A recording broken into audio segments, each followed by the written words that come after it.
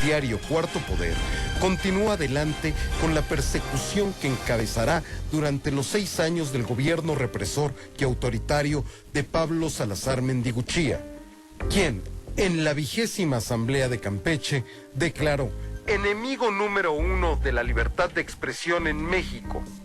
En Chiapas no ha cesado el hostigamiento y persecución al diario Cuarto Poder. Asociación Mexicana de Editores de Periódicos, AC.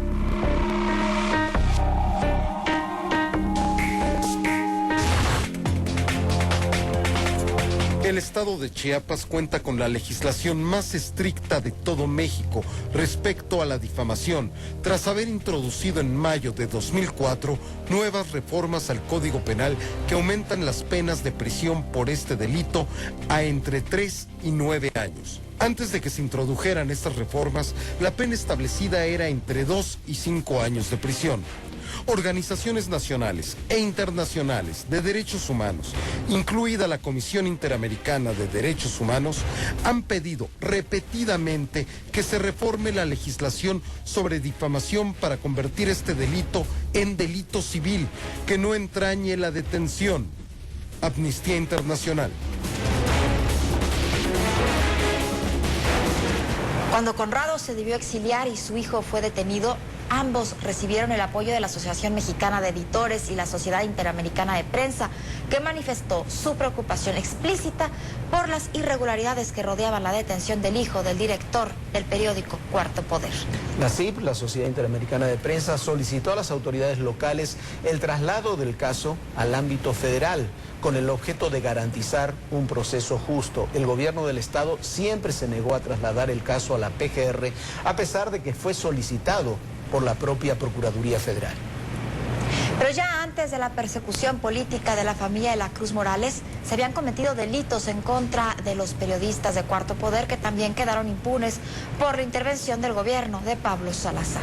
El 1 de febrero de 1993 había sido asesinado el periodista de Cuarto Poder, Roberto Antonio Mancilla. El ex coordinador general de las policías en Chiapas, Ignacio Flores Montiel, fue acusado de ordenar el asesinato del columnista que había descubierto que Flores Montiel, el propio jefe de la policía, era parte de una red que se dedicó al asesinato sistemático de homosexuales en Chiapas. Estos hechos tienen que ver con una realidad muy grave, muy dramática. En esos momentos se vivió la limpieza social en las calles de Tuxtla.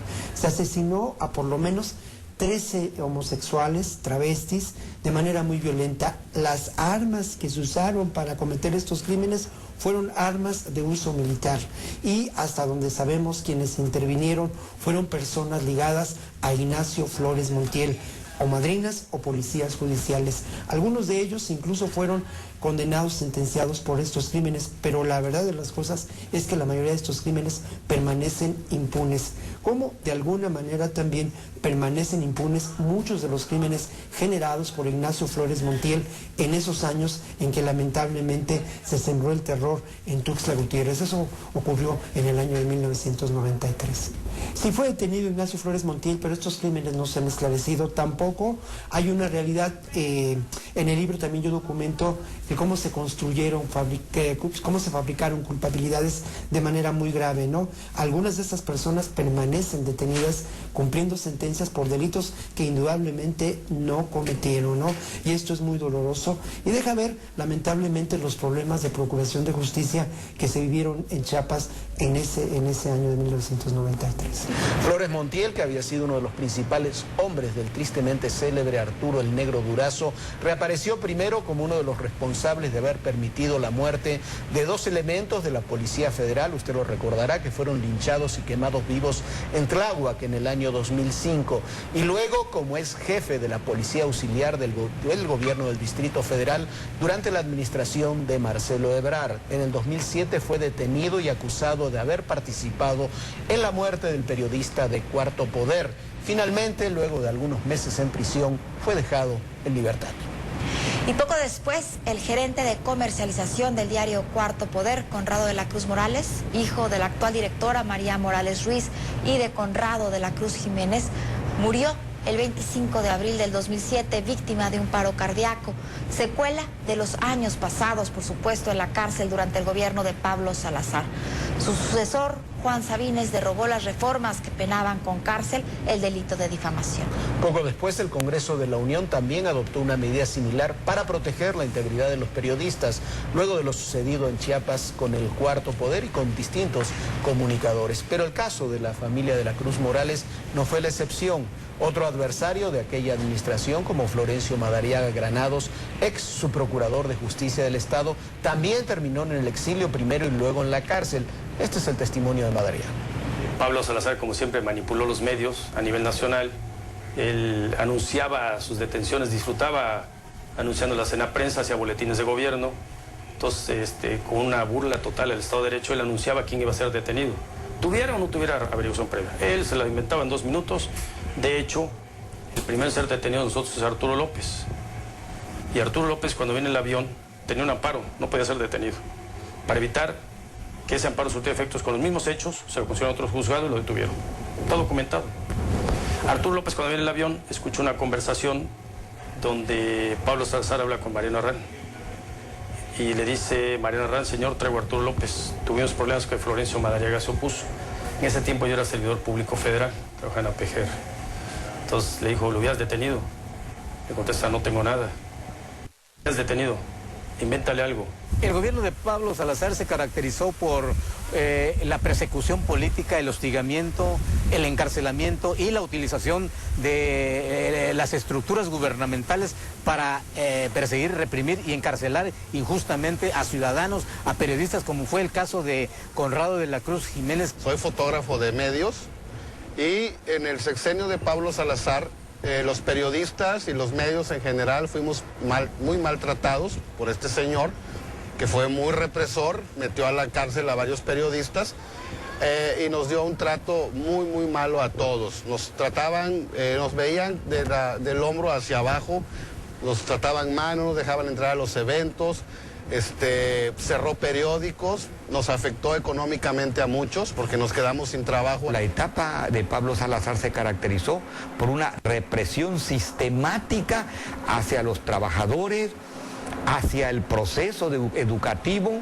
hacia las escuelas que estaban en lucha. ¿Por qué tanta hazaña contra los medios, los periodistas, los adversarios? Quizás porque había mucho que encubrir. Por ejemplo, el caso del huracán Stan.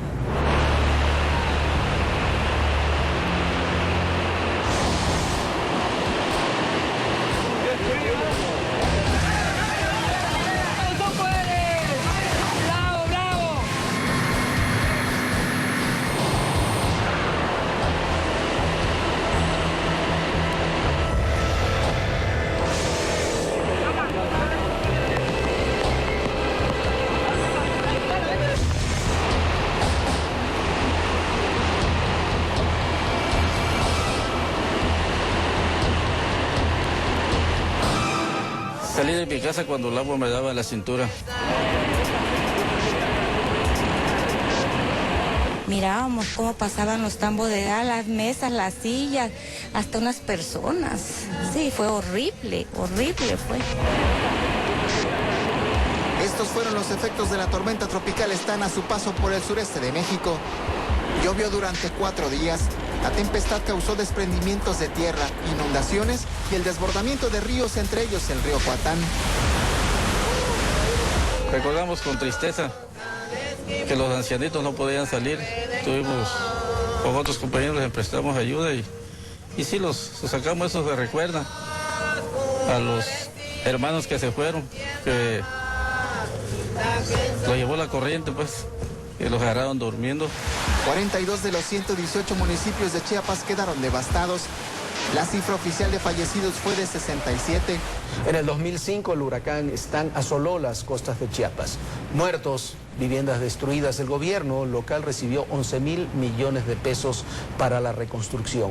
Más del 90% de esa reconstrucción quedó inconclusa al término de esa administración y los recursos no se saben dónde quedaron. Durante el régimen de Pablo Salazar hubo una aplicación fraudulenta de más de 11.000 millones de pesos que autorizó el Congreso de la Unión, más donativos de fundaciones privadas y particulares. entre ellos artistas, fundaciones como mismo TV Azteca y otras más que pues sobrepasaron los más de 11,000 millones de pesos, que a la fecha nosotros hemos venido exigiendo justicia, uno a través de una demanda de juicio político ante el Congreso de la Unión por denuncias a Pablo Salazar y defraudadores del STAN por abuso de poder, enriquecimiento ilícito, asociación delictuosa y peculado. En la zona devastada hay falta de caminos, carreteras, puentes, viviendas que no fueron construidas y que sí fueron cobradas, o sea que fueron pagadas a empresas fantasmas, propiedad de los hermanos de Pablo Salazar Mendiguchía. O está también la relación que aquí le platicamos del entonces gobernador con el alcalde de Cancún, Greg Sánchez, preso ahora por sus relaciones con el narcotráfico. Fue detenido Greg Sánchez, alcalde con licencia de Benito Juárez, municipio donde se localiza Cancún, y actual candidato del PRD, del PT y de Convergencia a la gobernatura del estado. Está acusado de vínculos, como ocurrió con Mario Villanueva, de vínculos con los cárteles, en este caso los Zetas y el cártel de los Beltrán Leiva. Una detención que termina de cerrar una historia que se abrió mucho tiempo atrás. La detención de Greg Sánchez se relaciona con la muerte del general Mauro Enrique Tello Quiñones el 3 de febrero del año pasado, pero las acusaciones son ya muy viejas, aunque nunca se había podido comprobar. Existían acusaciones contra Greg Sánchez sobre vínculos con la delincuencia organizada, incluso desde antes de que Greg se afincara en Cancún, porque él es de Chiapas. Por eso, cuando fue electo alcalde, buscó reunirse con varios funcionarios de seguridad y militares, tratando de deslindarse de todos estos problemas o de todo de estar involucrado precisamente con el narcotráfico. Y el mismo día en que el general Tello fue presentado en su nueva responsabilidad durante una cena con los que se suponía serían sus colaboradores, el general fue abordado por policías locales, secuestrado y torturado. Hay información no confirmada oficialmente que dice que había sido llevado al penal de Cancún, donde fue interrogado por sus secuestradores, y después fue brutalmente maltratado. El cuerpo del general, donde fue encontrado junto con 2 de sus ayudantes, abandonado en una carretera negra. Semanas después de la muerte del general, fueron detenidos todos los principales colaboradores en el área de seguridad del alcalde. Fue detenido un personaje central en esto, es Boris del Valle Alonso, un ex militar cubano con experiencia en Angola, que fungía como asesor en temas de seguridad del alcalde y que estaba involucrado además en el tráfico de indocumentados de origen cubano, además de temas de drogas. Fue detenido Francisco Velasco Delgado, un personaje mítico entre las policías de Cancún y de Quintana Roo, un hombre apodado El Vikingo y quien era en ese momento el jefe de la policía del municipio. También fue detenido un personaje muy especial, Marco Antonio Mejía. Este hombre había sido el ex jefe de seguridad de Andrés Manuel López Obrador. Greg Sánchez dejaría la investigación del caso en manos federales, pero lo que no hizo fue dejar la policía local en manos también federales. Al contrario, más tarde, hace una semana, se descubrió un sofisticado centro de espionaje ligado al gobierno municipal que manejaba el teniente de navío Manuel Vera Salinas. Bueno, ¿y quién es, Viviana, este señor Vera Salinas, que se convirtió después de la detención de Boris en el principal asesor de seguridad de Greg Sánchez? Es un personaje que ya había trabajado para los gobiernos priistas en el pasado en áreas de seguridad. Luego se fue a Oaxaca, donde trabajó con el gobernador José Murat y fue uno de los grandes protagonistas de aquel show, junto con Manuel Moreno Rivas, del famoso autotentado que se organizó el entonces gobernador. Aquel en el que supuestamente le dispararon 39 tiros, aunque el peritaje del PGR descubrió que 36 de esos tiros los había disparado el propio Moreno Rivas y los otros 3, otro de los custodias del entonces gobernador. Así se persiguió en Chiapas durante esos años. Normalmente sus asesores, que eran los que llevaban la voz en todo este proceso, a veces de negociaciones, prácticamente cuando no se llegaba a acuerdos, entonces amenazaba diciendo, ¿sabes qué? Escoge, o quieres destierro, o quieres encierro, o quieres entierro. Y las 3 cosas, el encierro, el destierro y el entierro, fueron una terrible realidad en Chiapas durante la administración Salazar. Así es, Jorge, una realidad que no se puede repetir, que costó vida, patrimonio y libertades. Y que goza hoy de impunidad. Buenas noches, Fiera. Buenas noches, Jorge. Muy buenas noches. Gracias por acompañarnos. Y recuerden, el poder y en la política todo, absolutamente todo, es personal. Gracias.